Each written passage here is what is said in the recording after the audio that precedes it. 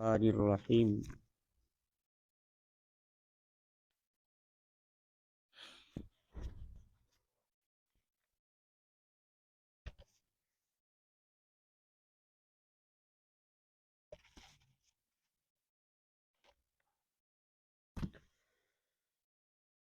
وَإِذْ قُلْنَا ادْخُلُوا هَٰذِهِ الْقَرْيَةَ فَكُلُوا مِنْهَا حَيْثُ شِئْتُمْ رَغَدًا وَادْخُلُوا الْبَابَ سُجَّدًا وَقُولُوا حِطَّةٌ نَغْفِرْ لَكُمْ خَطَايَاكُمْ وَسَنَزِيدُ الْمُحْسِنِينَ صدق اللہ مولانا العظیم۔ نبی کریم رؤوف الرحیم صلی اللہ تعالی علیہ وسلم آپ کے ارشاد پاک مفہوم ہے کہ ہفتہ کے دن مجھ پر کثرت سے درود پاک پڑھا کرو، کیونکہ یہودی مجھے اپنی عبادت خانوں میں، اپنے معبد خانوں میں اور ویسے بھی مجھ کو بڑی کثرت سے گالی نکالتے ہیں، تم مجھ پر کثرت سے درود پاک پڑھا کرو۔ فرمایا جو میرا امتی ہفتہ کے دن مجھ پر 100 دفعہ درود پاک پڑھے گا تو گویا اس نے اپنے سارے جسم کو دوزخ کی آگ سے آزاد کر لیا اور میری شفاعت اس پہ واجب ہو گئی۔ قرآن پاک فرقان حمید میں اللہ تعالیٰ وحدہ لا شریک کی ارشاد فرماتا ہے وَإِذْ قُلْنَا، فرمایا اس وقت کو یاد کرو جب ہم نے کہا ادخلو الباب، اس دروازے میں داخل ہو جاؤ، سجداً، سجدہ کرتے ہوئے اس دروازے میں داخل ہو جاؤ۔ ہم نے یہ کہا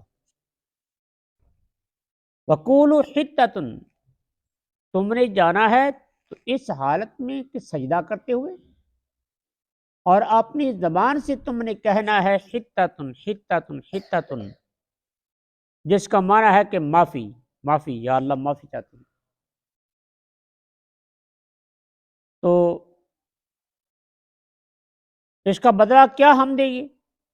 نغفر لکم خطایاکم، ہم تمہاری خطائیں معاف کر دیں گے، بخش دیں گے۔ وسنزید المحسنین، اور ان قریب ہم جو نیکوکار ہیں، احسان کرنے والے ہیں، نیکی کرنے والے ہیں، ہم ان کو اور اجر زیادہ عطا فرمائیں گے۔ ان کو حکم تو یہ تھا لیکن قوم بڑے ڈھیٹ تھے، بہت ہر دھرم۔ اب وہ بولے، کہنے لگے ٹھیک ہے جی، لیکن ہوا کیا؟ حکم تو یہ تھا ان کو کہ تم نے سجدہ کرتے ہوئے جانا ہے،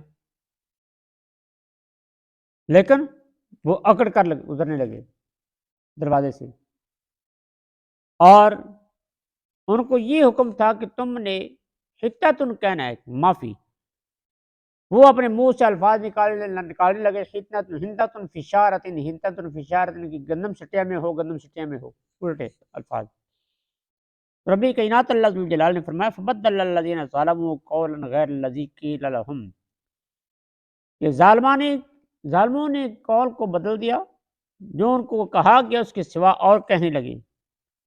فانزلنا علی الذین ظلموا رجزا من السماء بما كانوا یفسقون، فرمایا کہ جن لوگوں نے، ظالموں نے میرے حکم کو بدلا، پھر ہم نے ان کو یوں سزا دی کہ آسمان سے عذاب اتارا جس کو وہ لائق تھے، اور جو فسق کرتے تھے ان کا وہ مقدر بن گیا۔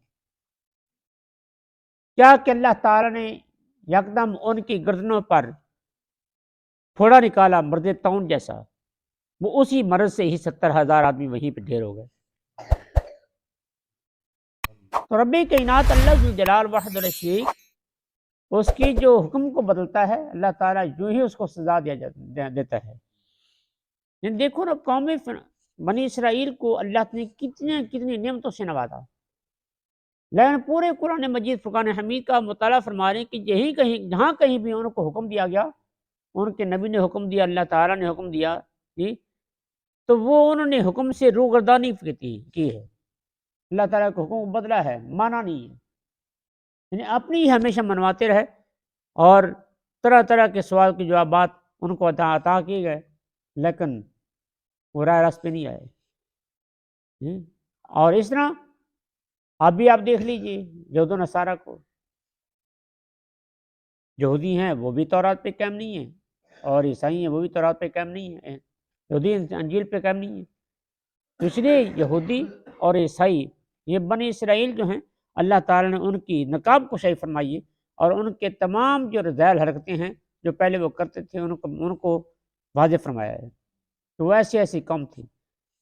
تو ان آیات سے یہ فائدہ ہمیں معلوم ہو رہا ہے کہ جو حکم ہو پڑھنے کے لیے اس کو ویسے ہی پڑھنا چاہیے۔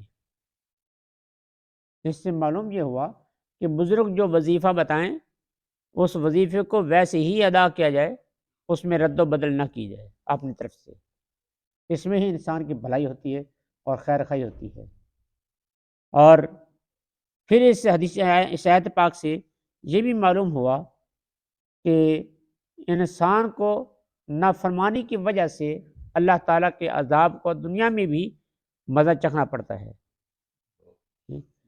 اور تیسرا اس آیت سے یہ معلوم ہوا کہ انسان جب اللہ تعالیٰ کی فرما برداری کرتا ہے تو ان کی خطاؤں کو معاف کیا جاتا ہے، ان کی خطاؤں سے درگزر کیا جاتا ہے۔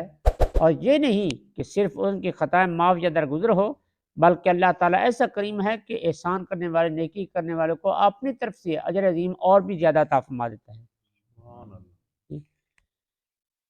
اللہ اکبر۔ اللہ تعالیٰ ہمیں اطاعت گزاری، فرمانبرداری کی توفیق نصیب فرمائے۔ وما علیہ الا البلاغ المبین۔ سامنے کرام پانی، جو پانی جسم پر بہہ جائے وہ پانی مستعمل ہے، لیکن پانی جسم پر بہا بھی، پاؤں بھی دھویا ہے لیکن وہ پانی مستعمل نہیں ہی ہوا، یہ کیا صورت ہے؟